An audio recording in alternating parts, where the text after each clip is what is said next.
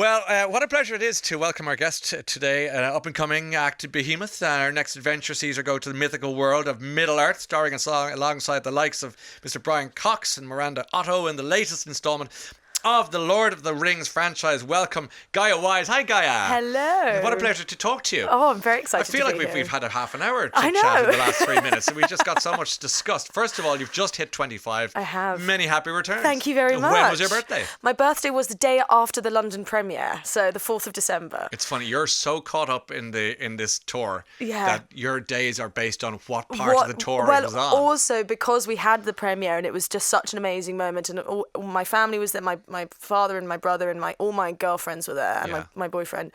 And at midnight, at the after party, they all raised a glass to me for my 25th. Birthday. Yeah, it's a quarter of a century.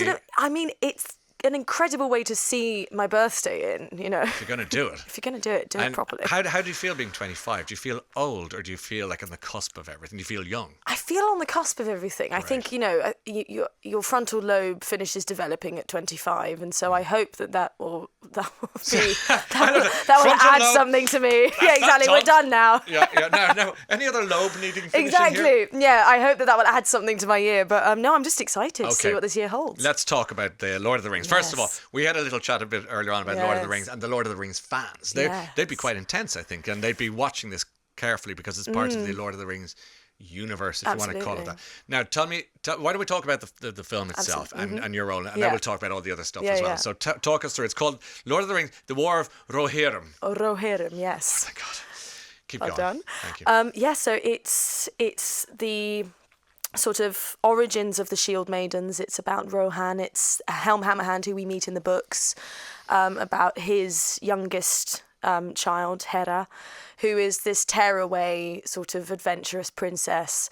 And then the crux of the film really is just built around this horrific battle that occurs with her brothers and her father and Wulf, the Dunlending prince, and about his, you know, his need for revenge against her family. It's epic, isn't it? It's an epic story, and I saw it again a couple of days ago, and it's heartbreaking. Yeah. And you know, every character is so multifaceted and so wonderfully voiced and wonderfully drawn.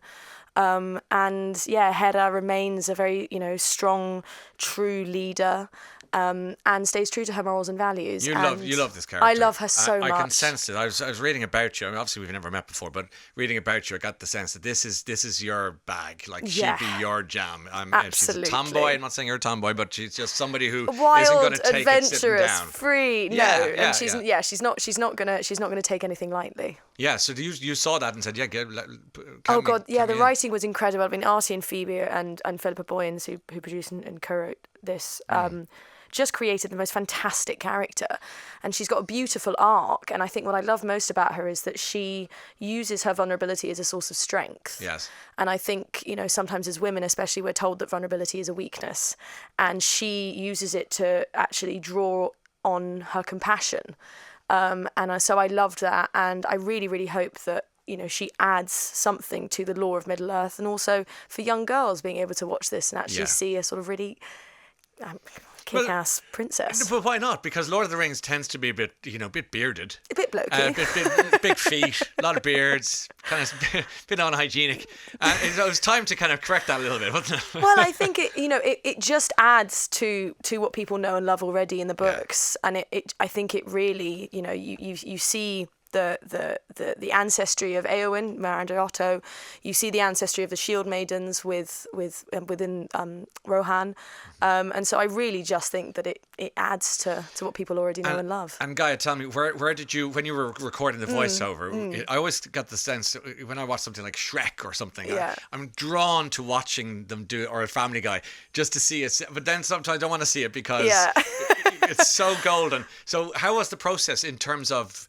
Were you with the other actors, or were you just on your own doing your bit, or how did that work? Initially, we were just on our own, and that's quite a daunting process as well, because you just you have a bit of a character. I had some character art, and then we had a little bit of what the world might look like through Kenji's eyes, and then they go, and you have a moment of going, what am I doing? There's a mild panic that sets in, and then you go, actually, as an actor, this is kind of the loveliest thing because you just get to explore. Yes. And you just get to create this character, and it takes a while. And then once I found her, she just lives in me now. Okay. I worked with Lorraine Ashbourne, who plays Olwyn. Mm-hmm. We were in the booth together, which I think adds to the characterization because they've got to be incredibly close. You know, she's her mentor, I suppose a sort of mother figure to her. But then everyone else, I just got their voices in my cans. Yes. And when you have Brian Cox, telling you something in your ears, it takes you a moment to kind of go, I've got to act. Yeah. But everyone was so wonderful. Lawrence and Luca as well were just fantastic. Like, you've got a voice like Brian Cox. I interviewed him recently about books that he loves. Yeah. And he came into the studio and he was like, but he dropped a few F-bombs along the way because I'm sure he did. He's a very funny man. He's I have so much love for him, and I know poor Lawrence Mubong Williams, who plays Flealaf, has to be torn apart by Brian, by Helm. And he said it felt like torture in the booth because you just have Brian screaming at you. Yeah, that's it. Lord of the Rings, the Succession years. Yes. I want to see that episode. Guy, will you stick with us for a few minutes? We've got more to talk about. Gaia Wise joining us at the top of the tower this Tuesday morning. Now I've got confused with all the Christmassy goings. Are we here? We haven't even talked about New Zealand yet, so we've got much more to come. Stay with us. You know Paul McCartney. Well, my mum's known him for years. Your mum is Emma Thompson. Yes, okay. Yes, she's known him for years. She's known him for years, and so I've had the pleasure of meeting him on many occasions, and he's just a wonderful, wonderful man. Like calling in for tea and coffee sort of thing, or at gigs?